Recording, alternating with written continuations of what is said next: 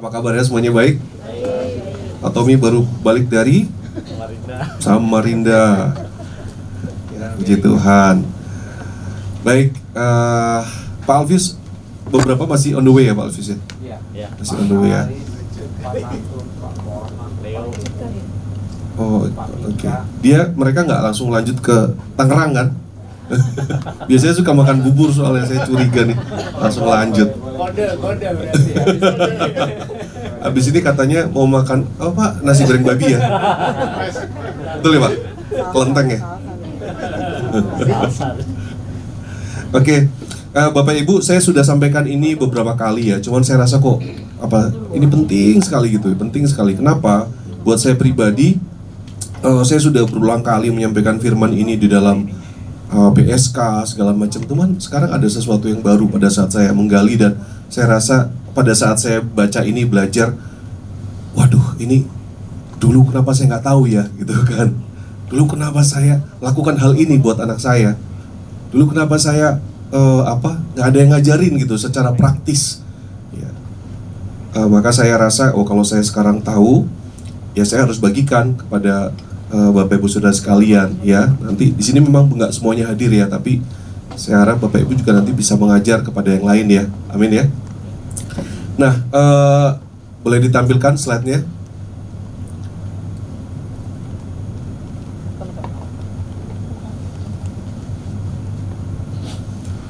Semuanya sehat Bapak Ibu? Sehat ya, sehat semua ya. Puji Tuhan. Paling jauh dari Simpak.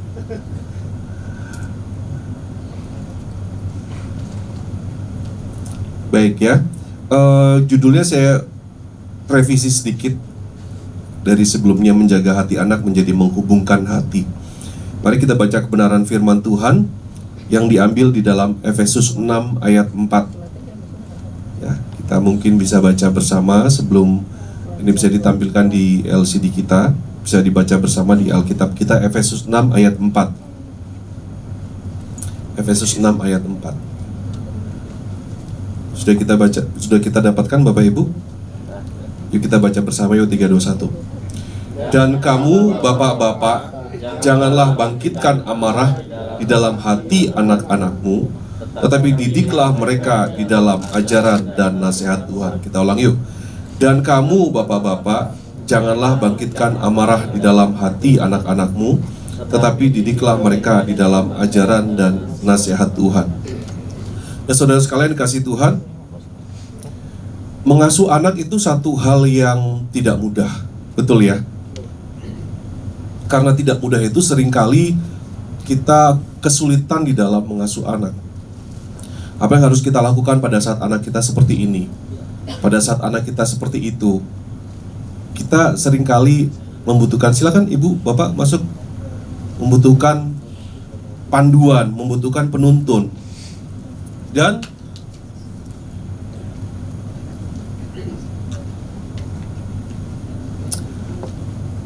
puji Tuhan.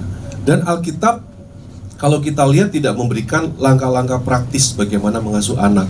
Ya, gak ada ya Bapak Ibu ya. Kalau anak nakal, anak rewel di Alkitab, kita mau ngapain coba? Gak ada panduannya kan? Gak ada panduan. Tetapi Alkitab memberikan satu prinsip yang harus jadi pegangan buat kita sebagai orang percaya. Parenting atau mengasuh anak itu satu hal yang sangat penting. Kenapa sangat penting? Karena mengasuh anak, Pak Gembala Senior sering mengucapkan berkali-kali, menyampaikan, mengajarkan kepada kita, mengasuh anak sebetulnya itu menggemburkan hati anak. Ya Bapak Ibu ya, hati anak itu mereka lahir dalam keadaan berdosa atau tidak berdosa? Berdosa gitu ya. Nah, kita sebagai orang tua percaya, dipercayakan Tuhan untuk menggemburkan hati anak. Jadi hati anak kalau awalnya merupakan tanah yang keras, itu digemburkan pada saat anak itu bersama dengan kita. Supaya apa? Supaya suatu saat firman disampaikan, ya, saat mereka dewasa, nanti mereka firman tersebut jika jatuh di tanah yang gembur, tanah yang subur, maka dia akan bertumbuh ya. Itu kerinduan kita ya, dan itu memang tugas kita. Bagaimana kita sebagai orang tua Kristen membesarkan anak, bukan ukurannya bukan seperti dunia. Ya, anak itu nanti pinter ya, kita memang anak ya kita usahakan pinter ya. Kita rindukan anak itu berhasil, kaya, segala macam. Enggak seperti itu. Tapi kalau standar kita bagaimana anak itu nanti jadi penyembah Tuhan. Amin Bapak Ibu. Penyembah Tuhan. Penyembah Tuhan itu bukan artinya datang ke gereja memuji menyembah, bukan hanya itu ya. Tapi penyembah Tuhan adalah anak itu menjadi orang yang betul-betul mencintai Tuhan, betul-betul takut akan Tuhan. Amin ya Bapak Ibu. Betul-betul takut akan Tuhan, mencintai Tuhan. Tuhan ada di dalam hatinya, setiap kerinduannya, setiap cita-citanya adalah untuk menyenangkan hati Tuhan. Dan dia diam di rumah Tuhan seumur hidup mereka. Itu kerinduan kita, menyembah Tuhan. Nah, yang saya rasakan kadang-kadang kita harus hati-hati, seperti saya tulis di caption ini ya. Jangan sampai kita membesarkan anak itu jadi orang Farisi. Amin Bapak Ibu. Kita punya kerinduan anak kita ada di rumah Tuhan, ikut segala macam sekolah minggu segala macam. Tapi kalau kita tidak sentuh hatinya, anak itu bisa semua yang kita adakan di gereja mereka bisa ikut semua, betul. Tapi hatinya itu keras dan dia hatinya nggak terhubung sama Tuhan. Ke gereja sih ke gereja, tapi hatinya nggak terhubung sama Tuhan. Kenapa seperti itu? Karena kita membentuknya bukan untuk membentuk anak punya hati yang mencintai Tuhan, penyembah Tuhan, tetapi membentuk anak untuk hidup sebagai orang beragama. Nah, itu jangan sampai Bapak Ibu.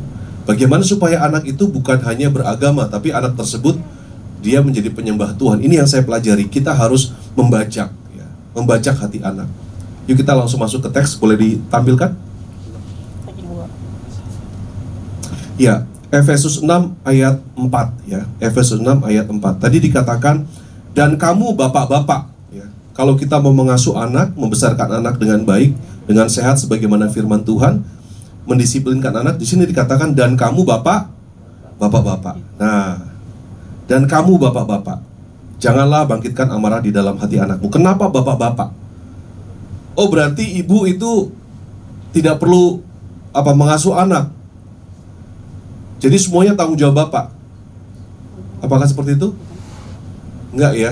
Dan kamu bapak-bapak, sebetulnya kalau kita lihat bahasa aslinya parents, orang tua ya, ayah dan ibu. Tetapi di sini kenapa disebutkan dan kamu bapak-bapak? Karena apa? Karena Paulus ingin menunjukkan, menegaskan bahwasanya mendisiplinkan anak, tugas mengasuh anak itu adalah tanggung jawab utama seorang bapak. Amin? Bukan ibu. Jadi kalau biasanya kan sering seperti itu ya, bapak-bapak cari makan gitu kan, cari nafkah. Lalu kalau ada masalah sama anaknya, biasanya disalahin siapa? Ibunya.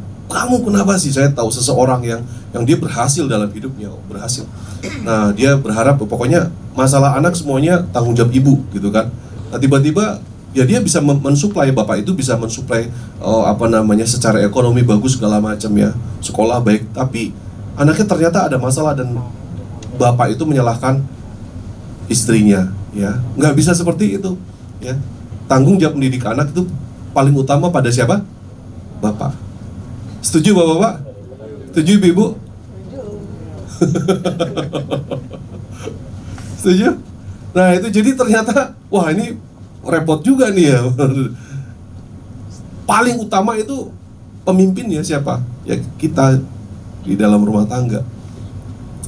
Kalau ada salah sama anak yang disalahin bapak-bapaknya karena dia yang paling bertanggung jawab. Ya.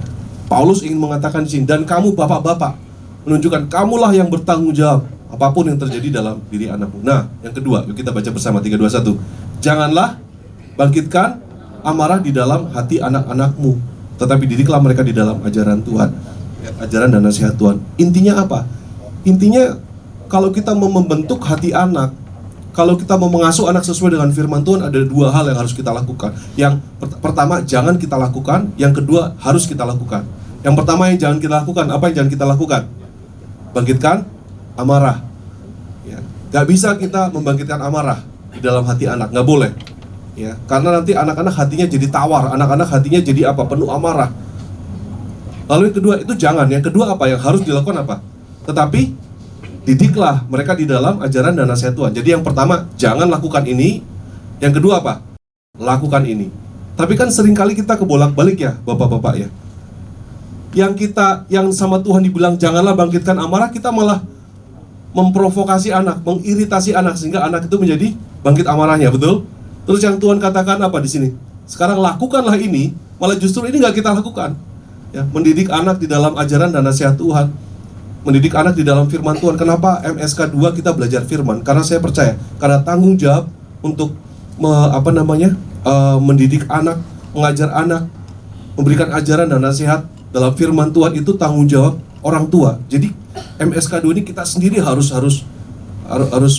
belajar di dalam firman itu supaya kita bisa mengajar anak-anak kita. Amin. Jadi yang pertama apa yang harus kita lakukan? Yang jangan kita lakukan, membangkitkan amarah. Wah, saya waktu merenungkan ini, saya udah berapa kali melakukan banyak hal yang salah ya. Terus gimana? Wah, nanti ada solusinya, ya, ada solusinya. Kalau sudah terlanjur, ya udah terlanjur, tapi ada solusinya. Lalu yang kedua, apa yang dilakukan? Didiklah mereka, anak di dalam ajaran dan nasihat Tuhan. Berikutnya, yuk. Nah, jangan bangkitkan amarah di dalam hati anak-anakmu. Jangan provokasi, jangan iritasi hati anak supaya mereka jadi marah. Kira-kira saya bisa mengiritasi atau memprovokasi Yehuda nggak? Yehuda jadi marah sama saya. Bisa nggak, Yud? Caranya gimana, Yud? Ya caranya salah satunya ini nih, ya. Saya bisa menggembalakan Yehuda, ya. Tapi satu sisi saya bisa menggembalakan dia dengan cara mengiritasi dia. Tanpa saya sadar, saya mengiritasi, memprovokasi dia sehingga dia marah sama saya, ya. Nah, janganlah bangkitkan amarah. Yang pertama yang bisa membuat hati anak itu marah, murka, atau kesel sama kita, tawar hati sama kita, itu kalau kita selfishness. Selfishness artinya apa? Egois. Egois. Katakan bersama-sama, egois. Kalau kita egois, kalau bapak-bapak ini egois. Kalau saya katakan ya, misalkan Faith Hope kalau di gereja diem gitu kan. Kenapa? Karena papa itu gembala. Itu egois gak? Jadi dia itu diam bukan karena dia itu anak Tuhan, di rumah Tuhan harus tertib, bukan. Tapi karena apa? Kalau kamu gak diam, nanti kamu membuat apa? Kehormatan papa jadi turun. Nah, ini selfishness. Betul? Kamu harus jadi dokter karena mama itu dokter. Betul? Ini namanya apa? Selfishness. Jadi kita menjadikan anak itu sebagai objek. Ada seseorang yang memaksakan anaknya pokoknya sekolah di luar negeri. Anaknya sekolah di luar negeri. Kenapa? Karena supaya bagus dilihat orang, gitu kan? Papa itu bisa menyekolahkan anak di luar negeri. Ada seorang seperti itu. Akhirnya sekolah di luar negeri tapi wah, hatinya marah segala macam. Jadi anak itu sebagai objek. Ya, anak sebagai objek. Makanya saya kalau bisa Bapak Ibu ya, kalau punya anak berprestasi ya, itu kita harus hati-hati. Betul. Jangan kita terlalu, karena nanti kita bisa anak itu suatu saat bisa sangat berprestasi, bisa bisa bandel banget gitu kan. Ya. Nah, selfishness. Mungkin sebelum saya jelaskan lebih lanjut di sini ya.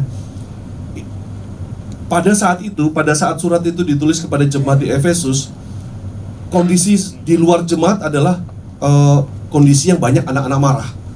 Jadi mereka hidup di dalam penjajahan kekaisaran Romawi, di mana di dalam kekaisaran Romawi itu ada hukum keluarga yang bernama patria potestas. Ya, saya sudah jelaskan ya di alam sutra ya. Apa itu hukum keluarga patria potestas? Patria itu bapak, potestas itu the power. Jadi the power of father. Artinya bapak itu di zaman Romawi itu punya kekuatan yang sangat absolut. Di dalam keluarga, bapak bisa apa? Bapak bisa menjual anaknya sebagai budak. Jadi kalau kurang uang kita jual anak saja, gitu kan? Lalu bapak bisa menentukan hukuman mati buat anak. Kalau anaknya bandel, udah minta pengadilan hukum mati. Ya. Bapak bisa, kalau misalkan dia melahirkan anak perempuan, bapak bisa memutuskan kalau anak perempuan dibuang aja, dibuang ke laut segala macam. Bapak, dan kewenangan atau power bapak itu terus berlangsung selama bapak itu belum meninggal. Paham Bapak Ibu? Jadi misalkan bapak-bapak sekarang bapak ibu punya orang tua yang masih hidup gitu ya. Dan bapak ibu sudah katakanlah sudah cukup tua gitu kan, tapi ada something yang salah kita lakukan. Dia tuh kalau orang Romawi bisa tetap mengeksekusi apa yang dia ingin lakukan. Sehingga anak-anak Romawi pada saat itu hatinya marah, ya. Mereka menjadi anak-anak yang baik di mata manusia, perilakunya tertib. Tapi sebetulnya di dalam hati apa? Marah. Nah, Paulus mengatakan apa?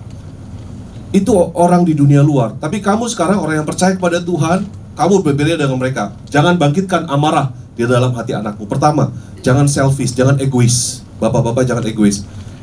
Kita harus sadar bapak-bapak bahwa anak itu bukan milik kita. Amin. Anak itu bukan properti kita. Ya. Anak itu bukan milik kita, bukan properti kita. Anak itu bukan objek. Katakan bersama-sama, anak bukan objek. Anak itu jangan jadi objek kebanggaan kita. Jangan, ya kita bolehlah anak kita berprestasi, tapi jangan sampai anak itu jadi objek. Kita mau paksakan apa yang kita rindukan, kita harapkan. Mungkin kita dulu gagal gitu kan, tapi kita pengen anak kita berhasil. Itu namanya menjadikan anak sebagai objek. Itu anak marah loh Bapak Ibu.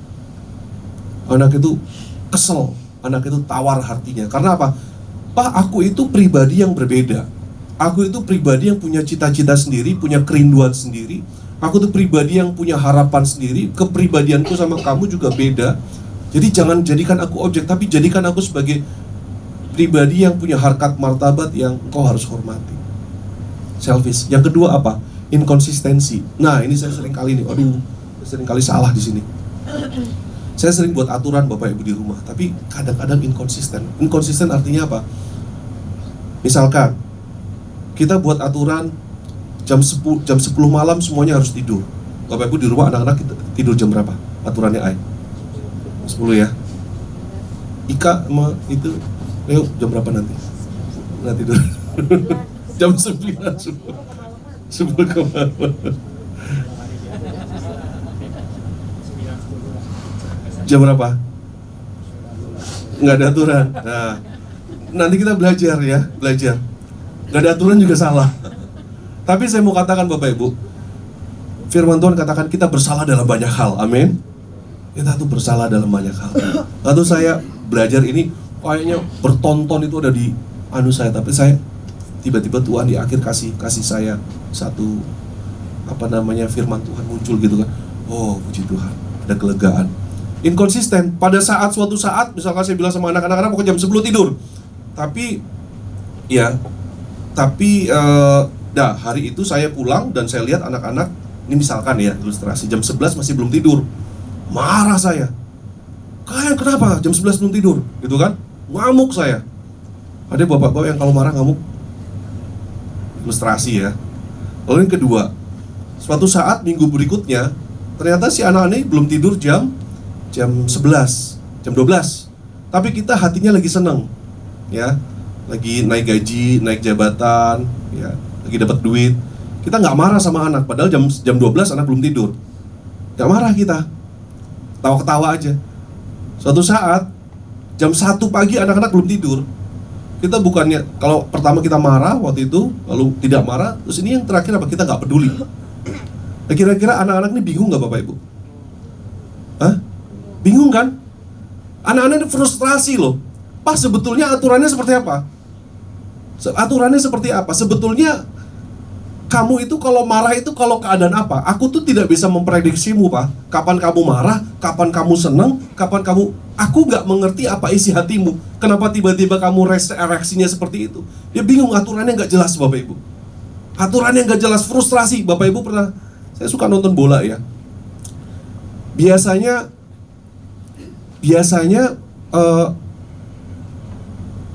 sering terjadi keributan dalam pertandingan sepak bola itu kalau apa?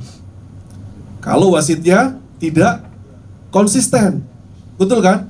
Ada pelanggaran yang keras, kadang-kadang di kartu kuning. Tapi kemudian pelanggaran gak dia. Biasanya pemainnya semuanya frustrasi. Ya, pemainnya frustrasi. Nah, anak-anak itu bisa frustrasi. Dan juga dia, Pak, aku gak bisa menebak apa isi hatimu Pak. Kapan kamu marah, kapan kamu happy, kapan kamu membiarkan semuanya itu. Kita inkonsisten, akhirnya apa? Anak itu hatinya marah, menimbulkan amarah. Kita memprovokasi mereka untuk hatinya kesel. Tapi mereka nggak bisa apa-apa. Karena apa? Karena mereka anak, betul? Mereka nggak bisa apa-apa loh. Bapakku badannya lebih besar, ya kan? Aku makan sehari-hari juga dari uangnya dia. Nah ini anak jadi marah ya. Berikutnya, constant criticism yang membuat hati anak marah, membuat hati anak tawar, itu kalau kita terus-menerus mengkritik. Hari ini kita lihat pakaiannya kurang bagus gitu kan, kurang rapi. Kamu kenapa sih kalau pakai ke sekolah pakaiannya kenapa nggak rapi sih? Berikutnya kita lihat rambutnya kurang rapi. Kita kritik lagi, kamu kenapa pakaian terus rambut? Berikutnya kita lihat nilainya dia misalkan dapat nilai 8. Ini pasti kamu nggak sungguh-sungguh, sebenarnya kamu 9 juga bisa. Pokoknya dikritik terus. Dikritik terus. Ke gereja, misalkan sudah ke gereja tapi ternyata ke gereja nggak sungguh-sungguh, ya. Kamu kenapa pada saat firman Tuhan kamu kok nggak sungguh-sungguh sih? Kritik lagi. Jadi anak-anak tuh frustrasi, sebenarnya itu yang benar seperti apa? Kenapa aku salah terus? Sering seperti itu Bapak Ibu? Sering loh. Saya mau katakan kita bersalah dalam banyak hal. Kita bersalah dalam banyak hal. Tetapi saya berharap firman ini tidak menjadikan kita punya beban 1000 ton di pundak kita. Tapi nanti kita akan belajar bagaimana kita kita bisa dipulihkan Tuhan. Tidak puas dengan prestasi anak. Bahkan ketika orang lain memuji mereka, kita gak bisa memuji mereka. Kritik terus, kritik. Biasanya suka mengkritik atau setiap hari ngomel tuh siapa? Hah? Papa atau mama?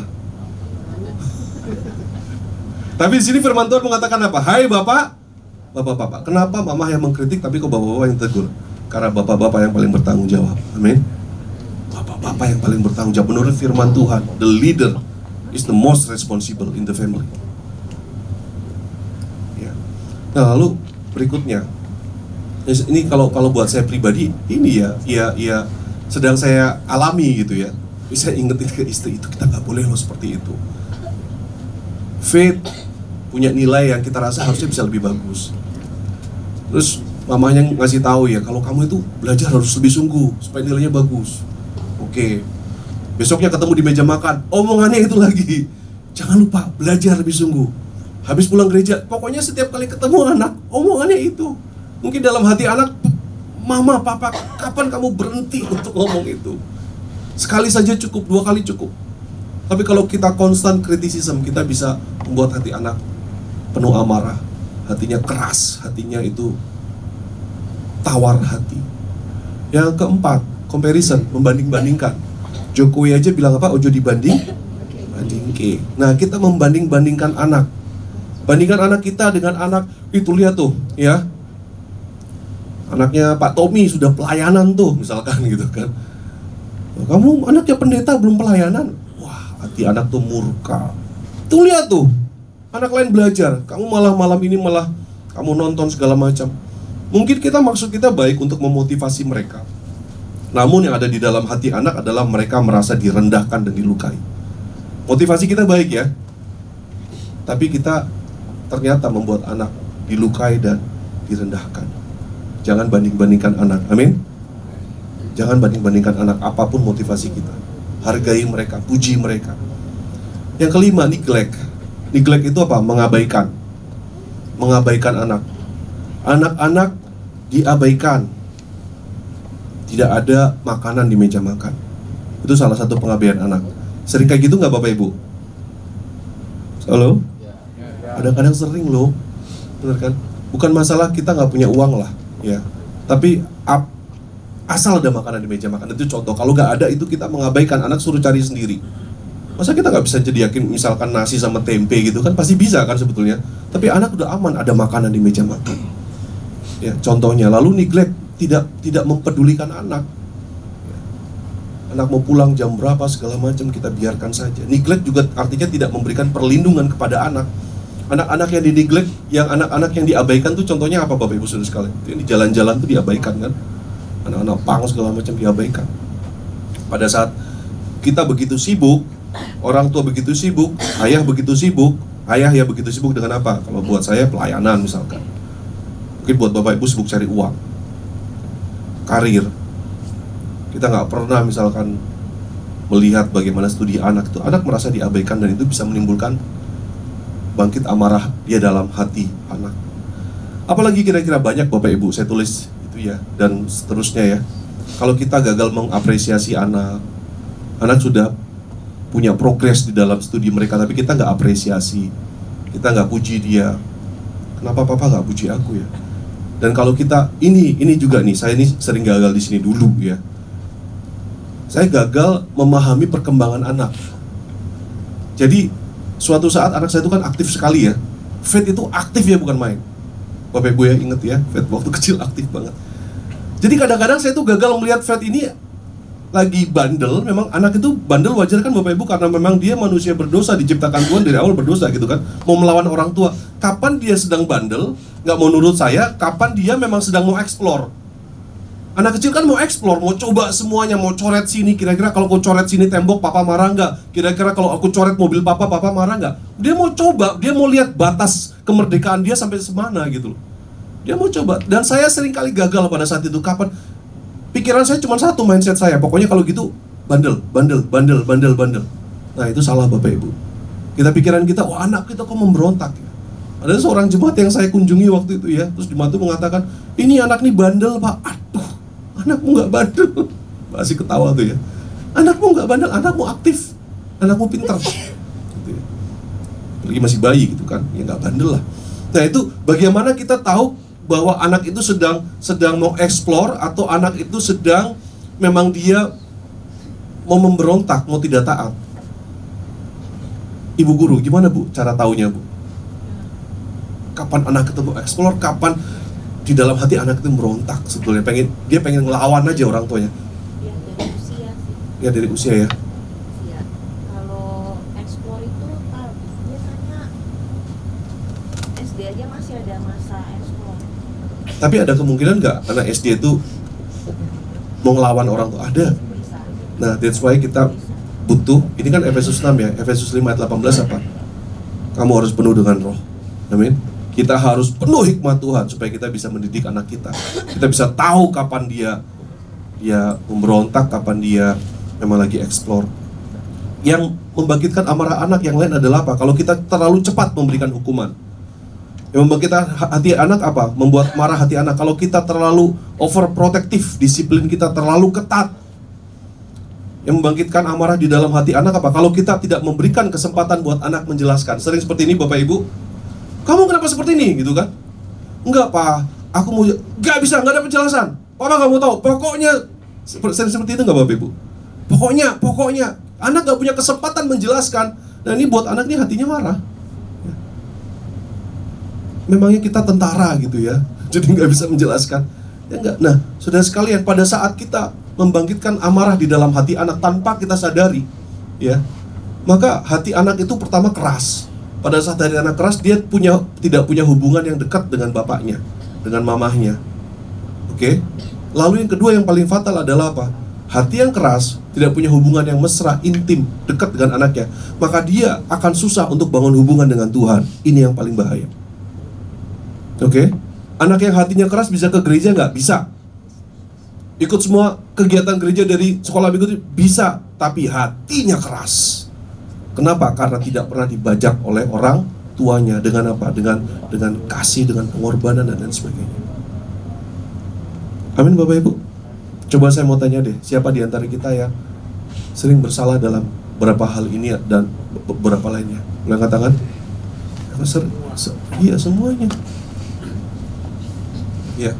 Nah, berikutnya tadi adalah yang don't, jangan lakukan. Sekarang apa? Sekarang yang harus dilakukan. Ya. Tetapi didiklah mereka di dalam ajaran dan nasihat Tuhan. Efesus 6 ayat 4. Janganlah bangkitkan amarah dalam hati anakmu, tetapi apa? Didiklah mereka di dalam ajaran dan nasihat Tuhan. Ini kata firman Tuhan. Yang pertama, didiklah mereka di dalam ajaran, paideia. Artinya apa? Didiklah mereka di dalam disiplin. Itu kata Tuhan. Tuhan minta kita sebagai orang tua memberikan disiplin. Disiplin artinya apa? Oh, disiplin artinya hukuman. Bukan. Orang kalau menganggap disiplin itu hukuman. Enggak. Disiplin artinya apa? Rules. Aturan. Jadi Bapak Ibu buatlah aturan di rumahmu. Amin. Tadi David bilang, jam berapa aja boleh? Enggak, harus buat aturan. Gitu kan. Harus buat aturan. Buat training, latihan. Anak itu dilatih. Buat instruksi. Kasih instruksi. Kasih apa lagi? Kasih teaching, pengajaran. Dan kasih juga reward, punishment. Ada punishment. Ya. ada koreksi, ada juga apa? Apresiasi. Tapi intinya apa? Disiplin itu membuat mereka menjadi naik level, membuat mereka menjadi anak yang semakin baik dalam banyak hal. Itu karena apa? Disiplin. Apa aja Bapak Ibu? Aturan ya, training, dilatih, instruksi, teaching, mengajar, reward dan punishment. Paideia, disiplin. Bapak Ibu, saya sering ilustrasikan ini ya. Lionel Messi dan Cristiano Ronaldo itu bisa jadi pemain sepak bola yang hebat. Itu karena apa? Karena disiplin. Betul? Lionel Messi, Cristiano Ronaldo di-abuse nggak sama pelatihnya? Dihukum, disiksa? Enggak kan? Tapi didisiplinkan, betul kan? Didisiplinkan artinya apa? Cristiano Ronaldo, Lionel Messi, kalau mau berhasil kamu harus datang di tempat latihan, kamu sama dengan yang lain, jam 8 sampai di tempat latihan. Betul? Latihan, misalkan selesai, siang, jam 11 selesai latihan. Dan kamu setelah latihan, kamu diberikan apa? Diberikan menu untuk makan yang sehat. Ini menumu, kamu nggak boleh langgar. Nggak boleh sebelum pertandingan, malamnya kamu begadang segala macam. Ada aturan yang jelas. Dan kalau mereka melanggar aturan, ada punishment. Mau itu Cristiano Ronaldo, mau itu, pokoknya ada punishment. Oleh karena itu mereka jadi orang yang berhasil dalam hidupnya. Amin Bapak Ibu. Kita harus buat aturan di rumah kita. Kita harus buat disiplin, tapi bukan hukuman ya. Kita harus buat training, kita harus instruksi mereka. Saya mau tanya sama Bapak Ibu, nanti ini diskusi ya, boleh ya? Mungkin sebelum kita lanjutkan, boleh kita diskusi ya, 10 menit ya. Apakah aturan yang Bapak Ibu buat di rumah masing-masing terhadap anak? Boleh? Boleh ditampilkan mungkin, diketik. Apakah, 10 menit aja, apakah aturan yang Anda buat di rumah Anda?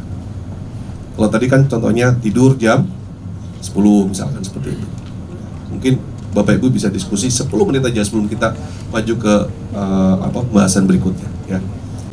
Bapak-bapak, janganlah bangkitkan amarah di dalam hati anak-anakmu.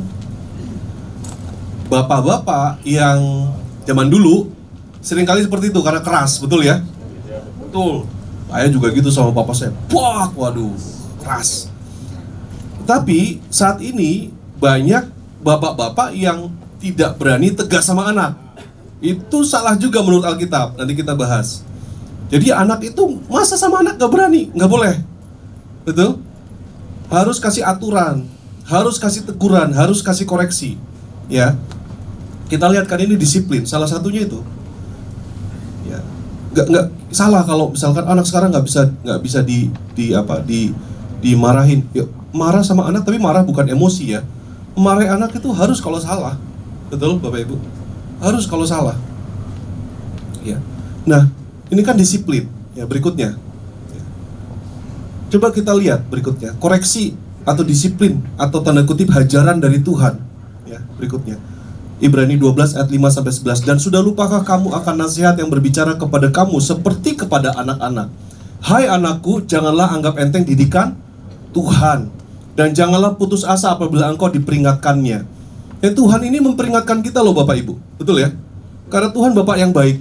Kalau kita salah pasti diperingatkan. Lewat firman Tuhan, lewat istri kita, lewat suami kita. Kita diperingatkan Tuhan. Mungkin lewat sakit, penyakit atau apapun. Tapi Tuhan itu memperingatkan kita, mendidik kita, mendisiplinkan kita. Dan Tuhan juga meminta kita sebagai bapak-bapak, sebagai orang tua juga mendidik dan mendisiplinkan anak-anak. Berikutnya. Karena Tuhan menghajar orang-orang yang dikasihinya dan ia menyesah orang yang diakuinya sebagai anak. Tuhan itu menghajar, bukan berarti gitu ya, bukan ya. Tapi Tuhan itu mendisiplinkan, mendidik, mengkoreksi, menegur. Menegur apa? Orang yang dikasihnya. Kalau kita ditegur Tuhan, tandanya kita dikasih Tuhan, amin. Kalau kita sama Tuhan dibiarin saja, kita berdosa dibiarin saja, kita justru tanya, Tuhan sayang sama aku gak sih? Bapak Ibu, siapa anak-anak yang tidak pernah ditegur, dikoreksi, dididik oleh orang tuanya? Itu anak-anak yang ada di pinggir jalan. Betul? Mereka tuh orang-orang yang gak pernah dikoreksi, mau ngapa-ngapain terserah. Tetapi tandanya orang tuanya gak sayang sama anaknya. Ya, Jadi Tuhan menghajar orang yang dikasihnya dan ia menyesal orang yang diakui sebagai anak. Kalau kita punya anak, kita mengasihi anak, maka kita harus didik dia, disiplinkan. Kalau tegur salah, koreksi. Tapi koreksi yang dengan apa? Melihat hati mereka. Ya, koreksi dengan menyentuh hatinya. Papa mau melakukan ini supaya apa? Supaya kamu jadi anak yang semakin baik, gitu loh. Ya, bukan karena emosi kita meluap-luap, bukan, karena Papa ingin kamu jadi anak yang cinta Tuhan. Jadi mengkoreksi dengan melihat hatinya. Berikutnya, dan kamu harus menanggung ganjaran. Jika kamu harus menanggung ganjaran, Allah memperlakukan kamu seperti anak. Di manakah terdapat anak yang tidak dihajar oleh ayahnya? Berikutnya, tetapi jikalau kamu bebas dari ganjaran yang harus diderita setiap orang, maka kamu bukanlah anak, tetapi anak-anak gampang. Jangan jadikan kita anak-anak gampang. Nah, ini orang tua muda. Boleh angkat tangan orang tua muda. Kita sering kali ya menjadikan anak-anak kita anak-anak gampang, karena takut melukai hatinya, ya, karena takut anak itu marah. Itu salah. Firman Tuhan loh yang bilang ya. Jangan jadi anak-anak gampang. Nanti anak-anak itu menjadi anak-anak yang tidak punya aturan, anak-anak yang apa namanya, anak-anak yang bisa melakukan sesuka-sukanya, gak pernah dididik orang tua, bahkan mungkin dilukai oleh orang tua. Contohnya apa Bapak Ibu yang kita lihat ini kan, si siapa namanya itu? Mario siapa? Mario Dendi kan? Itu mukanya saya lihat ini anak yang hatinya marah sama bapaknya. Marah dong ya. Pasti pola asuhnya kacau nih. Karena anaknya di penjara aja, bapaknya nggak pernah ngunjungin anaknya, betul? Malah ngunjungin apa? Berangkasnya dikunjungi yang isinya 37. Bayangin ya. Sampai sekarang anaknya belum pernah dikunjungi, berangkasnya. Tapi anak-anak yang hatinya marah, walaupun anak itu sudah dipenuhi semua kebutuhannya loh, kasih motor gede, kasih segala macam, tapi hatinya murka dan nggak pernah ada aturan. Akhirnya apa? Dia pikir nendang kepala orang itu boleh. Terus dia bilang nggak ada yang apa namanya, saya nggak takut untuk dihukum segala macam. Itu anak-anak yang nggak pernah diatur, nggak pernah dikasihi, hatinya nggak terhubung. Dia bisa jadi loh anak pintar loh, bisa jadi. Tapi hati kita itu bukan membuat anak itu ininya, tapi ininya Bapak Ibu. Amin ya. Nah, berikutnya, selanjutnya dari ayah kita yang sebenarnya kita beroleh ganjaran, dan mereka kita hormati. Kalau demikian, bukankah kita harus lebih taat kepada Bapa segala roh, supaya kita beroleh hidup? Kalau kita memberikan ganjaran, teguran, tapi dengan melihat hati, mengkoreksi, maka kita jadi ayah-ayah yang dihormati. Amin. Bapak Ibu mau jadi ayah yang dihormati? Berikan teguran, ganjaran. Tapi jangan pada saat Anda emosi. Jangan. Anda kebablasan nanti. Ya, berikutnya. Sebab mereka mendidik kita dalam waktu yang pendek sesuai dengan apa yang mereka anggap baik, tetapi Dia menghajar kita untuk kebaikan kita, supaya kita beroleh bagian dalam kekudusannya. Tuhan itu mengganjar kita, mendisiplin kita supaya apa? Supaya kita bisa semakin kudus, diperbaiki, semakin serupa dengan Kristus. Tujuannya itu Tuhan mengganjar kita. Kalau kita melakukan terus kesalahan, dosa, segala macam, dikasih Tuhan koreksi supaya kita balik lagi sama Dia. Berikutnya, memang tiap-tiap ganjaran pada waktu ia diberikan tidak mendatangkan sukacita. Tidak ada satu anak pun yang diganjar itu bersukacita. Pasti sedih, pasti nangis. But it's okay, ya. Tapi nggak apa-apa. Tetapi kemudian ia menghasilkan buah kebenaran yang memberikan damai kepada mereka yang dilatih olehnya. Saya percaya kalau kita mendisiplinkan buat aturan, tadi yang pertama tidak melukai hati anak, suatu saat anak itu ada di surga berterima kasih, puji Tuhan, papaku, mamaku mendisiplinkanku. Amin. Aku sekarang ada di sini. Tapi lihat si Mario Dandi itu, papaku memberikan semua yang aku mau, motor gede, uang segala macam, tapi dia tidak pernah mendidik. Lihatlah aku akibatnya sekarang ada di sini, dalam penjara. Berikutnya Bapak Ibu, koreksi itu cara Tuhan menyentuh hati kita. Kalau kita mau hati anak itu dekat sama kita, bukan hanya ya, ini kan kita mengerti biasanya, kita mau hati anak dekat sama kita, ke mall bareng itu bagus, main bareng itu bagus, aktivitas bareng itu bagus dan harus. Tapi kalau kita mengkoreksi dia, justru hatinya itu terhubung dengan kita. Mengkoreksi anak-anak tuh tahu, kamu sayang sama aku ya Pak. Hatinya jadi terhubung. Menyentuh hati anak itu dengan koreksi. Tatap matanya, peluk, tegur. Tuhan memakai orang tua untuk menyentuh hati anak dengan cara mengkoreksi anak. Berikutnya. Nah, masih ingat Bapak Ibu tadi firman Tuhan Efesus 6 ayat 4? Hai bapak-bapak, janganlah, pertama, jangan bangkitkan amarah. Tetapi apa? Didiklah mereka di dalam, tadi ajaran kan, buat aturan, buat disiplin. Yang terakhir apa? Dan nasihat Tuhan. Parenting di firman Tuhan ini simple. Tidak ada how seperti tips-tips di internet yang membingungkan kita. Tapi ini parenting yang benar-benar menghasilkan anak yang baik. Lalu apa? Nasihat Tuhan. Didiklah mereka di dalam, tadi buat aturan, disiplin, dan nasihat Tuhan. Nasihat Tuhan, notesia, artinya apa? Instruksi yang datangnya dari Tuhan. Ajar mereka firman Tuhan, Bapak Ibu. Amin. Ajar mereka firman Tuhan. Sampaikan kebenaran firman Tuhan. Didik mereka di dalam firman Tuhan. Kenapa MSK 2 kita semua harus belajar di dalam firman? Karena kita orang tua bertanggung jawab untuk membawa mereka hidup di dalam firman, mengasihi firman, mencintai firman. Kalau kita sebagai orang tua kita tidak hidup di dalam firman, bagaimana kita bisa membawa anak-anak kita cinta firman dan hidup di dalam firman Tuhan? Jadi firman Tuhan penting. Yang mengajar firman Tuhan pertama kali itu bukan youth pastor. Yang mengajar firman Tuhan pertama kali itu bukan guru sekolah minggu. Yang mengajar firman Tuhan pertama kali buat anak-anak itu bukan gembala, tapi siapa? Orang tua. Amin. Saya di sini hanya untuk membantu, mendorong, memperlengkapi Bapak Ibu. Sekarang perlengkapi. Tapi battle-nya itu sesungguhnya di rumah Bapak Ibu nanti. Firman Tuhan. Hari ini kita belajar ada bacaan firman Tuhan setahun. Ayo, siapa yang sudah baca? Puji Tuhan. Hari ini kita belajar dari mana? Yohanes 6. Terus apa lagi? Keluaran? Galatia 2. Oh, belum baca. Satu lagi apa? Apa? Satu lagi lupa saya. Amsal 3 ya. Amsal 2 ya. Itu kenapa sih buat seperti itu? Supaya kita mulai cinta Tuhan, cinta firman Tuhan, dan kita bisa ngajar sama anak. Udah itu aja. Itu aja. Karena apa? Karena firman Tuhan yang bilang. Ini kan, didiklah mereka di dalam ajaran dan nasihat Tuhan. Kalau enggak, kita menasihati mereka pakai apa Bapak Ibu? Sama apa yang orang tua kita ajarkan ke kita, betul? Adat istiadat apa yang diajarkan kita teruskan. Dan itu banyak salahnya. Artinya apa? Kita meneruskan kutuk generasi. Yang salah, kita teruskan kepada anak-anak. Ini yang paling benar, padahal itu adat, nggak sesuai firman, tapi kita terusin. Tapi sekarang kita nggak harus putusin itu semua. Kalau yang buruk nggak usah kita teruskan. Kita sampaikan apa? Firman Tuhan.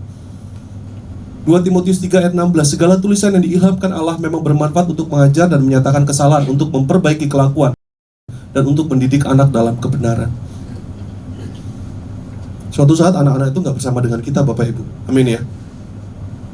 Dan apa yang menjadi pegangan mereka? Firman Tuhan. Suatu saat anak-anak itu ada mungkin di luar negeri, di luar kota, segala macam. Tapi kalau kita sampaikan firman buat mereka, itulah yang jadi pegangan di dalam hidup mereka. Ya. Dan firman Tuhan, saya percaya, pada saat kita sampaikan firman, kita ajar mereka firman Tuhan, hidupi di dalam rumah tangga Bapak Ibu firman Tuhan, dan kita juga belajar, berusaha untuk melakukan firman. Sesuatu yang gak mudah, tapi kita berusaha, dan anak-anak tuh lihat kita berjuang untuk melakukan firman. Maka di dalam hati mereka digemburkan untuk mencintai Tuhan, Bapak Ibu, mengasihi Tuhan. Berikutnya, ini next deh ya. Nah, Ulangan 6 ayat 4-7. Yuk kita baca bersama yuk. Dengarlah, hai orang Israel, Tuhan itu Allah kita, Tuhan itu Esa. Kasihilah Tuhan Allahmu dengan segenap hatimu, dan dengan segenap jiwamu, dan dengan segenap kekuatanmu. Berhenti sampai sini. Kasihlah Tuhan Allahmu dengan segenap apa? Hatimu. Dengan segenap apa? Jiwamu. Dengan segenap apa? Kekuatanmu. Oh Tuhan, saya mau mengasihi Tuhan. Dengan apa? Dengan semuanya Tuhan. Dengan hati, jiwa, dan kekuatan. Saya mau di gereja terus 24 jam. Saya mau melayani terus kemana-mana karena saya mengasihi Tuhan. Kata Tuhan, salah. Kalau kamu mengasihi Tuhan bukan gitu caranya. Kalau kamu mengasihi Tuhan, cinta sama aku, bukan gitu caranya. Berikutnya, kalau kamu mengasihi Tuhan, apa yang kuperintahkan padamu pada hari ini haruslah engkau perhatikan. Banyak orang mengasihi Tuhan, hamba-hamba Tuhan. Oh, saya mengasihi Tuhan, saya melayani Tuhan, nanti anak diurus sama Tuhan. Salah Bapak Ibu. Kalau kita mengasihi Tuhan, Tuhan katakan apa? Perhatikan ini, kalau kamu mengasihi Tuhan, lakukan ini. Apa yang harus kita lakukan? Berikutnya, haruslah engkau, kita baca bersama-sama 3, 2, 1. Haruslah engkau mengajarkannya berulang-ulang kepada anak-anakmu dan membicarakannya apabila engkau duduk di rumahmu, apabila engkau sedang dalam perjalanan, apabila engkau berbaring, dan apabila engkau bangun. Kalau kamu cinta Tuhan, kalau kamu sayang sama Tuhan, kalau kamu benar-benar takut akan Tuhan, yang pertama kali itu bukan saya pelayanan 24 jam kemana-mana segala macam sama Mbak Asi, sama tim kunjungan visitasi. Itu cinta Tuhan, tapi bukan itu yang pertama kali. Yang pertama kali harus saya pastikan apa? Saya apa? Ngajarkan berulang-ulang firman Tuhan, kebenaran Tuhan, ajarkan berulang-ulang kepada siapa? Jemaat? Bukan. Anak. Kepada anak pada saat apa? Pada saat duduk di rumah. Kalau duduk. Pada saat apa? Pada saat dalam perjalanan. Pada saat apa? Pada saat berbaring. Pada saat apa? Pada saat bangun. Berbaring mau tidur. Ngobrol tentang Tuhan. Pada saat bangun, ngobrol tentang Tuhan. Mengetahui apa isi hati anak. Apa yang Tuhan hari-hari ini kerjakan dalam diri mereka. Kita tanya, ngobrol, segala macam. Ini setiap saat Bapak Ibu. Ini namanya apa? Menggembalakan anak. Amin. Mengasihi Tuhan, gembalakanlah. Pertama kali siapa? Anak-anakmu. Saya diingatkan satu perikop ya. Pada saat Petrus datang pada Tuhan, Tuhan tanya, Petrus, apakah engkau mengasihiku? Ya Tuhan, aku mengasihimu. Lalu kata Tuhan apa? Oke, sekarang beritakanlah firman Tuhan sampai ke ujung bumi. Enggak.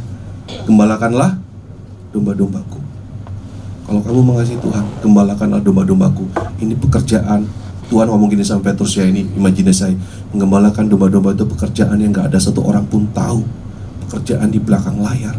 Kamu membersihkan tubuh si domba-domba itu. Kamu memberi makan. Dan itu kamu lakukan setiap hari. Itu menggembalakan. It's a dirty work. Ini pekerjaan yang kotor. Tapi ini yang kamu harus lakukan. Kalau kamu mengasihi aku. Sama dengan ini Bapak Ibu. Kalau kamu mengasihi aku, anak-anakmu perhatikan. Didik mereka. Kasihi mereka. Ajar mereka firman Tuhan.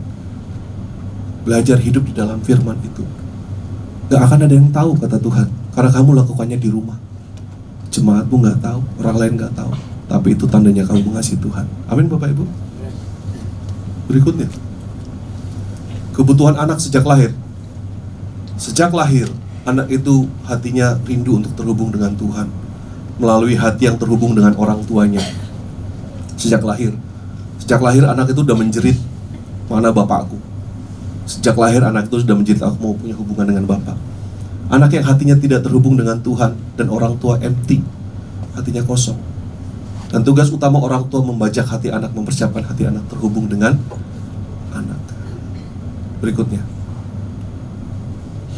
pada waktunya anak akan terhubung dengan, pada waktu orang tua terhubung dengan hati anak, maka relasi mereka makin dekat dan anak bertumbuh makin dewasa. Berikutnya, menghubungkan hati anak, menjangkau hati anak tidak mudah Bapak Ibu. Ya, karena apa? Firman Tuhan mengatakan rancangan di dalam hati manusia itu seperti air yang dalam. Tadi mungkin kita melakukan kesalahan ya. Betul? Yang tadi itu kita membuat hati anak marah, tawar segala macam. Terus sekarang kita, Tuhan aku mau perbarui kembali hubunganku dengan anak. Tapi itu tidak mudah Bapak Ibu. Bukan pekerjaan seminggu, 2 minggu, bertahun-tahun. Amin. Bertahun-tahun. Dan pada saat kita coba jangkau hati anak, itu akan ada banyak pengorbanan, akan ada banyak air mata, akan ada banyak, tapi kita terus berjuang untuk hati anak terhubung kembali dengan kita. Ini butuh bertahun-tahun. Dan pada saat kita coba perbaiki hubungan kita dengan anak, di situ kita diubahkan Tuhan. Amin. Kita yang diubahkan Tuhan, kita dibentuk Tuhan. Saya percaya kita semua mungkin pernah melukai anak-anak kita. Tapi ya sudah, kita sekarang harus bayar hutang. Amin Bapak Ibu. Dalam arti apa? Kita lakukan sekarang banyak pengorbanan, kita jangkau hatinya. Tapi tetap kita berikan koreksi kalau salah dan lain sebagainya. Tapi jangan menyerah kalau kita lihat sebulan 2 bulan gak berubah. Memang perlu bertahun-tahun untuk menyentuh hati anak, mengembalikan hati anak. Terakhir, slide-nya ditutup. Saya teringat, kalau seperti ini bagaikan memberikan beban 1000 ton di pundak kita gitu kan. Udah terlanjur gitu kan. Tapi gak ada yang terlambat Bapak Ibu Saudara sekalian, betul? Saya diingatkan Tuhan di Yohanes 11, pada saat Lazarus itu sudah mati gitu kan. Marta mengatakan kepada Yesus, Yesus cepatlah ke sini, Lazarus sakit. Tapi Yesus ternyata menunda-nunda. Sehingga pada saat Yesus tiba, ternyata Lazarus sudah mati 4 hari. Lazarus sudah mati. Maria dan Marta mengatakan apa? Sudah terlambat, betul kan? Sudah terlambat, udah mati Lazarus. Tapi kata Tuhan enggak. Justru lewat hal ini akan memuliakan namanya.